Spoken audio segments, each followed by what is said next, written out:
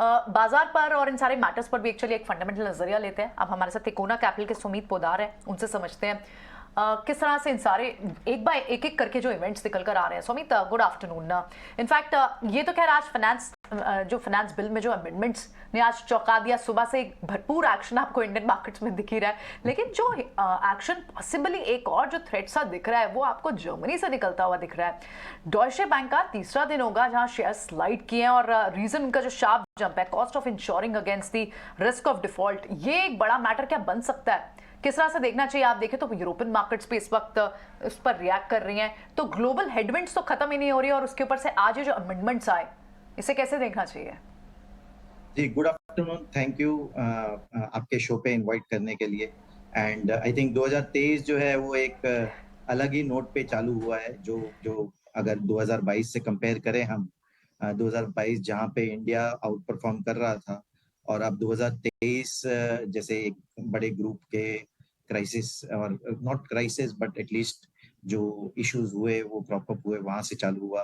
फिर अब हम देख रहे हैं कि ये चीज प्लस बैंकिंग क्राइसिस जो है डेवलप वर्ल्ड में है वो इवॉल्व हो रही है एक तरह से। तो जो नैरेटिव इन्फ्लेशन से लेके इंटरेस्ट रेट से लेके ग्रोथ से लेके ना अब बैंकिंग क्राइसिस पे आ गया है। एंड जैसे आप बता रहे हैं कि डिफॉल्ट क्राइसिस या डिफॉल्ट स्प्रेड्स जो है वो काफी बढ़ गए हैं। देखिए, इतने रैपिड पेस से जो डेवलप वर्ल्ड में इंटरेस्ट रेट्स चढ़े हैं, उस वजह से वो वोलेटिलिटी के वजह से there was like situation crop हो गई है जहाँ पे ये वोलेटिलिटी हैंडल नहीं हो पा रही है। देखिए, मार्केट और मार्केट प्राइसेस में वोलेटिलिटी होती है, वो एक अलग बात होती है वर्सेस जो क्रेडिट मार्केट्स में वोलेटिलिटी हो रही है, उसमें सिचुएशन देखे तो काफी अलग सिचुएशन है। एंड जिस हिसाब से हमने देखा एसवीबी क्राइसिस हुई, या for that matter Credit Suisse का हुआ, और अब ये जो बात कर रहे हैं आप डॉइश बैंक की, ऑफ कोर्स डेवलप वर्ल्ड जो है वहां पर काफी तफरा तफरी मच रही है। बट कंपेयर टू दैट अगर देखें इंडियन मार्केट्स में, या इंडियन बैंकिंग सिस्टम काफी स्ट्रांग है। और रेदर हम इंडियन मार्केट्स के इम्पैक्ट पे अगर नजरिया डालना चाहें तो no doubt short term sentiment impact और आउटफ्लो इम्पैक्ट रहेगा, नो डाउट। हमने ऑलरेडी देखा है कि 2022 और 2023 में फॉरेन मनी आउटफ्लो कंटिन्यू हो रहा है, बट डिस्पाइट दैट हमारा मार्केट कंपैरेटिवली स्ट्रांग चल रहा है। सो आई थिंक वो जो एंट्री फ्रेजाइल वाली सिचुएशन है वो काफी कुछ एप्लीकेबल है इंडिया के लिए, भले वो हेल्थ क्राइसिस हो या फिर for that matter energy crisis हो। एंड नाउ अब ये अपॉर्चुनिटी हमारे लिए बन रही है कि जहाँ पर हम बैंकिंग क्राइसिस में भी स्ट्रांग बनकर आए। तो डेफिनेटली नियर टर्म के लिए देखिए सेंटिमेंट्स और फ्लो का इम्पैक्ट रहेगा, नेगेटिव इम्पैक्ट रहेगा मार्केट्स पर। But India as a country या बैंकिंग सिस्टम बहुत स्ट्रांग फुटिंग पे है। रादर उनकी कैपिटल एडिक्वेसी देख लें, या एनपीएस जो हैं वो they are at almost 8 to 10 year lows. So we are in very strong position. And in fact ऐसी सिचुएशन जहां पर बाहर या डेवलप वर्ल्ड में इश्यूज हो रहे हैं, उसके सामने अगर कोई कंट्री या कोई लार्ज सिस्टम बहुत स्ट्रेंथ से आगे आए, तो rather they it's a very good situation जिसमें इनका मार्केट शेयर बढ़ सकता है, जिसमें इनका स्ट्रॉन्ग कॉम्पिटिटिव पोजीशनिंग बढ़ सकती है। तो ये जो सिचुएशन क्रिएट हो रही है इन माय व्यू, इंडिया के लिए तो काफी अच्छी सिचुएशन क्रिएट हो रही है अगर इसको 6 to 12 months और 12 months एंड बियॉन्ड देखने की कोशिश करें तो। With good morning, good afternoon. In fact सही कहा आपने, फॉरेन मनी आउटफ्लो जो है उसका सबसे बड़ा असर है जो कि इस वक्त हम देख रहे हैं। और डेवलपिंग कंट्रीज में जिस तरह के सेंटिमेंट्स इस वक्त नज़र आ रहे हैं, उसका एक बड़ा इनफैक्ट अगर उसकी बड़ी वजह की बात करें तो डेवलप्ड कंट्रीज में जो अफरा तफरी मची है, काफ़ी कुछ देखा है। इनफैक्ट पिछले 10 दिनों में ही बाजार ने, चाहे फिर ग्लोबल सेंटिमेंट्स हो या डोमेस्टिक सेंटिमेंट्स हो, ग्लोबल मार्केट में काफ़ी कुछ हुआ है। जैसे कि महंगाई की चिंताएं, ब्याज दरों में लगातार फेड की तरफ से क्या डिसीजन आएगा उसको लेकर काफ़ी अटकलें लगाई जा रही थी। आफ्टर ऑल फिर वो इवेंट तो एक नॉन इवेंट की तरह से ही गुजरता हुआ भी दिखा। लेकिन इन तमाम चीज़ों के चलते, इन तमाम चीज़ों को भी ध्यान में रखते हुए भारतीय बाजार के सेंटिमेंट्स बुलिश नजर आ रहे हैं, ये कहना आपका बड़ा कन्विक्शन दिखाता है। अब इस कन्विक्शन में भारतीय बाजार को स्ट्रैटेजाइज कैसे करें? ये चैलेंजेस अभी भी आ रहे हैं और उम्मीद कर सकते हैं कि चैलेंजेस कम हो, लेकिन चैलेंजेस नजर आ सकते हैं। ग्लोबल सेंटिमेंट्स वैसे दिख रहे हैं, तो क्या मिड टर्म पर्सपेक्टिव में भारतीय बाजार और लॉन्ग टर्म पर्सपेक्टिव में भारतीय बाजार को तोला जाए, और अगर हाँ तो फिर मिड टर्म पर्सपेक्टिव में कौन से स्पेसेस होंगे और on a long term basis कौन से सेक्टर्स होंगे जिस पर नजर रखनी चाहिए? देखिए, आपने बहुत इंटरेस्टिंग बात लाई कि भाई हमें as of now strategise long term और मिड टर्म में करना चाहिए। लॉन्ग टर्म ग्रोथ जो है इंडिया की काफी स्ट्रांग चल रही है, प्लस एंटी फ्रेजिलिटी और अमृत काल जैसे सिचुएशंस जो क्रिएट हो रहे हैं उसमें इंडिया जो है विनर आएगा। एंड ये इनफैक्ट ऐसे कमजोरी के वक्त जो होते हैं is good as far as long term portfolio building is concerned।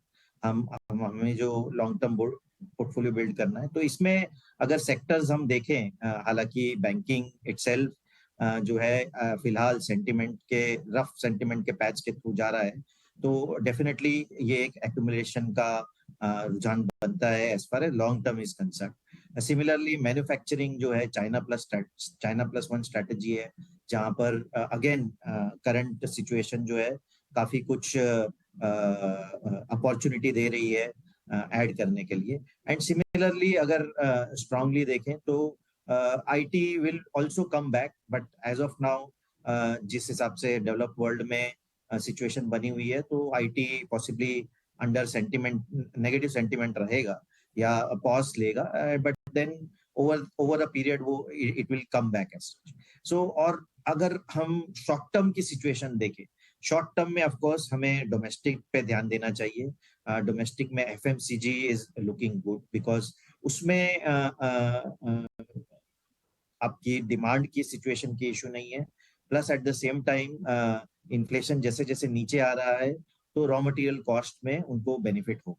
Similarly to some extent autos भी बेनिफिट करेंगे जहां पर उनको मार्जिन का बेनिफिट होगा। हालांकि ग्रोथ मॉडरेट होगी, बट मार्जिन्स पर काफी अच्छा बेनिफिट रहेगा। एंड जैसे मैंने कहा कि भाई वंस ऑल दीज सिचुएशंस एक बार के लिए सेटल डाउन हो, bank will come back into factor as such. So ये पोर्टफोलियो बिल्डिंग स्ट्रेटजी रहेगी, and this is what we are advising our clients as well. ठीक है। सो अमित, आज जो ये जो डेट फंड्स पे जो एलटीसीजी की ये जो न्यूज़ आई, इसको एक बार 4 पार्ट्स में बांट कर आपसे भी समझना चाह रहे थे कि किसके लिए कितना इम्पैक्ट हुआ, क्योंकि म्यूचुअल फंड्स के लिए थोड़ा सा नेगेटिव मॉडरेटली रहेगा, लेकिन एट द सेम टाइम आप बैंक्स के लिए कहें, इंश्योरेंसेस के लिए कहें, तो वहाँ पर थोड़ा इंश्योरेंस स्पेस के लिए कहें, वहाँ पर पॉजिटिव थोड़ा सा मार्जिनरी रहता है। तो इन स्पेसेस में अगर किसी को पोर्टफोलियो बिल्ड करना हो तो क्या कंस्ट्रक्टिव थॉट हो सकता है इस स्पेस से, इस न्यूज़ से जुड़ा हुआ? देखिए, इसमें 2 चीज आ रही है। एक हुआ ये लिस्टेड कंपनीज में इन्वेस्टमेंट करने वाली बात, और दूसरी हुई कि इन्वेस्टर्स को अगर डेट फंड में वो इन्वेस्टर है तो उन्हें क्या स्ट्रैटेजी अपनानी चाहिए, right? So as of now अगर एसेट मैनेजमेंट कंपनीज की बात करें, ओवर लास्ट 5 इयर्स और लास्ट 3 इयर्स इनकी ग्रोथ काफी स्ट्रांग रही है। हालांकि एयूएम ग्रोथ हुई है, लेकिन इनके फी पे काफी कुछ प्रेशर रहा है। एंड रिसेंटली या लास्टली जैसे सेबी ने भी प्रपोज किया है कि इनकी फी पे ज्यादा they are asking them to revise it downwards, तो उस वजह से पॉसिबली ये AMC as a sector from a overall earning growth perspective थोड़ा पॉज में रहते हैं। अब दूसरी बात आती है इन टर्म्स ऑफ जो टैक्सेशन, नई टैक्सेशन आई है आज सुबह या कल इवनिंग की बात करें, तो देखिए इनमें लार्जली इन्वेस्टर जो थे वो इन्वेस्टर थे एचएनआई, जो एक टैक्स आर्बिट्राज खेल रहे थे कि जहां पर 3 साल का इन्वेस्टमेंट फिक्स डिपॉजिट में डालें, उससे अच्छा है कि ये डेट फंड्स में डालें। अब ये आर्बिट्राज जो है वो खत्म हो गया है, बट इसको अगर साइड रखा जाए कि भाई टैक्स बेनिफिट साइड में रखा जाए, तो भी अगर डेट फंड का रिटर्न कंपेयर किया जाए to fix deposit, they are still higher. अगर लाइक टू लाइक बेसिस पे फुल टैक्स पे किया जाए तो उसके सामने भी डेट फंड्स के रिटर्न्स जो है आर हायर। नो डाउट एक टैक्स का जो बेनिफिट था उस वजह से हम देखेंगे तो एक सेंटिमेंट इम्पैक्ट रह सकता है in flows, from large HNIs into these debt funds. But at the same time अगर देखा जाए तो इनके रिटर्न्स अभी भी फिक्स डिपॉजिट से ज्यादा दिख रहे हैं.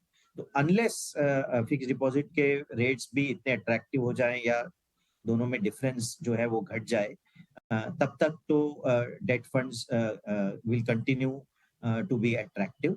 But at the same time इससे ये भी एक है जो बैंक्स को फिक्स डिपॉजिट्स लाने की अगर प्रेशर आ रहा था, तो वो एक pressure for the near term ease हो जाएगा, जहां पर अगर कम्पिटिटिव रेट्स जो बैंक्स प्रोवाइड कर रही हैं उन्हें डिपॉजिट फ्लोज वापस आना चालू हो जाएंगे. नो डाउट ये सेंटिमेंटली और नियर टर्म वाइज थोड़ा नेगेटिव है, but at the same time markets will ultimately ये देखेंगे कि हाईएस्ट रिटर्न और हाईएस्ट फ्लेक्सिबिलिटी कहाँ पर आ रही है, क्योंकि debt mutual funds apart from relatively थोड़ा सा हायर रिटर्न्स एक फ्लेक्सिबिलिटी भी देते हैं कि भाई हमको अगर लेट्स से कुछ यूनिट्स निकालने हैं तो हम वो कुछ यूनिट्स निकाल सकते हैं, unlike in case of fix deposit जहां हमें पूरी फिक्स डिपॉजिट तोड़नी पड़ती है. तो नेट नियर टर्म एक बार के लिए थोड़ा नेगेटिव सेंटिमेंट है, बट आई थिंक जैसे अगर आप देखेंगे यूलिप पे भी इन पास्ट टैक्सेशन जो लाया गया था, बट ग्रेजुअली वो चीज नॉर्मलाइज हो गई और अभी भी आई मीन इंश्योरेंस सेक्टर जो है प्रीमियम्स में ग्रोथ देख रहा है.